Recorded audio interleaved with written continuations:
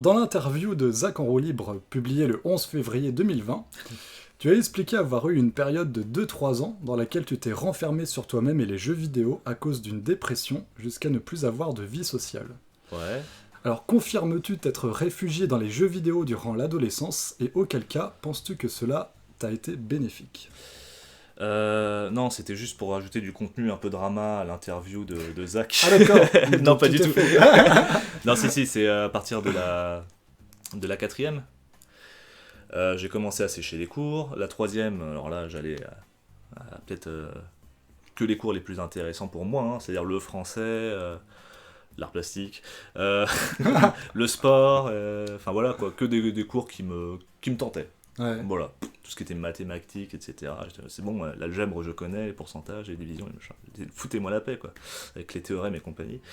Du coup, non, c'était vraiment... là, c'était une petite descente aux enfers, parce que j'ai pas eu une période de collégien très sympa. Déjà, j'ai changé de collège. Alors, je vais commencer dès le début. Hein. J'ai fait une première sixième dans un collège privé, voilà, Okay. où j'ai redoublé pour des raisons disciplinaires. C'était pas parce que t'étais pas bon, c'était Non, j'avais... parce que t'étais un cancre. Je foutais un bordel monstre.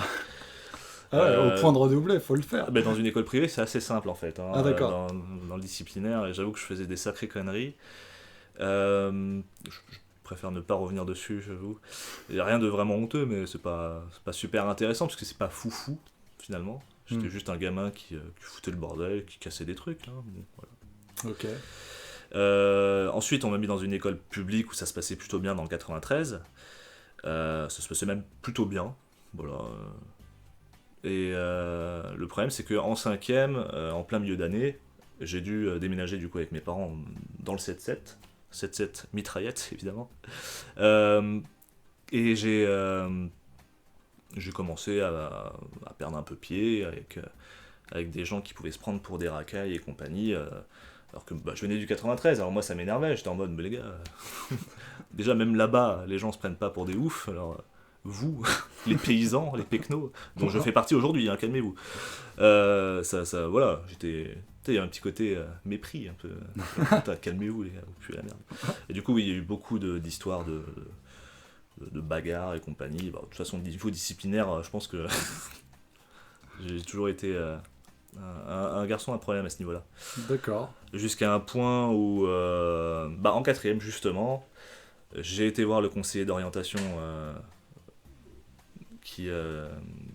il y a un conseiller d'orientation au collège. Voilà. On est allé le voir avec ma mère, il a dit ouais, il pourra devenir chef de gang. Chef de gang? Non, il a pas dit ça. Si, vraiment, devant ma mère. Et du coup, on s'est barré. Et moi, j'avoue que ça m'a un peu... Sérieusement? Voilà, je me suis dit, bon, ok. Je suis un peu dans la merde, hein. Un peu foutu. Ah non, chef de gang, ça paye bien. Ah, écoute, je sais pas. J'essaierai après YouTube, dès que ça se cassera la gueule. L'avenir tout tracé. Voilà, s'il y a des thugs ici, contactez-moi. Non, mais globalement, voilà, je l'avais perdu un petit peu foi en tout ce qui était études, éducation nationale, scolarité, etc. Ça me saoulait, j'en avais plein le cul. Du coup, parce que pour toi, le problème, c'était l'éducation nationale. Il y avait des profs très cool, très sympas, qui étaient très compréhensifs, et avec eux, étonnamment, ça se passait très très bien. Vous inquiétez pas, il y a des fantômes. Un coup de feu. Ça se passait super bien, et il y a d'autres profs avec qui, effectivement, c'était imbuvable, quoi. Du coup, j'allais là où les profs étaient sympas, je venais en cours. Et puis le reste du temps, je me cassais en passant par derrière le collège, etc. Et ils appelaient pas tes parents pour dire ils sont encore fait la malle. Au bout d'un moment... Ah ouais. Je pense qu'ils... Ah, c'est encore lui. Là, bon, tant pis. Ils ont peut-être envoyé des lettres, etc. Des fois le matin, le surveillant passait en mode ouais, tu passeras pour justifier tes absences d'hier. J'étais en mode oui. On se cassait. Donc non, j'avais plus foi du tout en la scolarité. Et c'est à ce moment-là où effectivement j'ai commencé dans une phase de entre guillemets déprime et compagnie. Bon voilà. À partir de la troisième, j'ai commencé à sécher, j'ai pratiquement pas fait le lycée. J'ai dû faire une semaine. Et puis voilà, j'ai une petite descente aux enfers avec ma mère qui paniquait, qui essayait de m'envoyer chez des psys, etc. Mais j'avais, en fait, c'est juste que on n'apprend pas à un poisson à grimper à l'arbre, quoi. T'étais pas fait pour ça. Ouais. S'il y avait eu des études à l'époque, en tout cas dans le milieu sportif, etc., je me serais éclaté. Mais non, on m'a toujours mis dans un truc un petit peu normal, avec des cours bien théoriques, tout ce que je déteste. Ouais.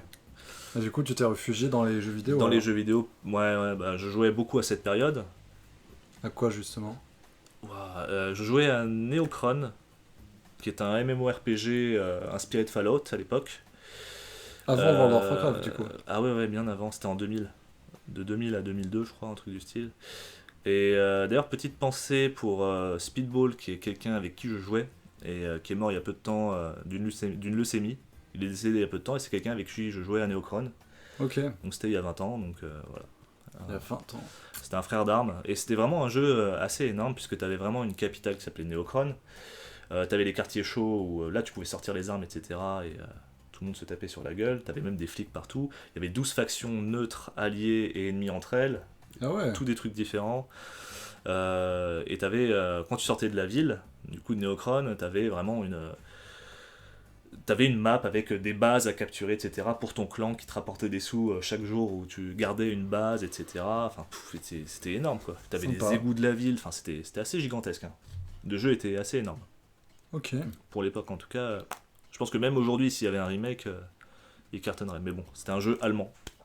Forcément, au niveau marketing, ça suivait pas trop. Je pense qu'il y avait une toute petite communauté.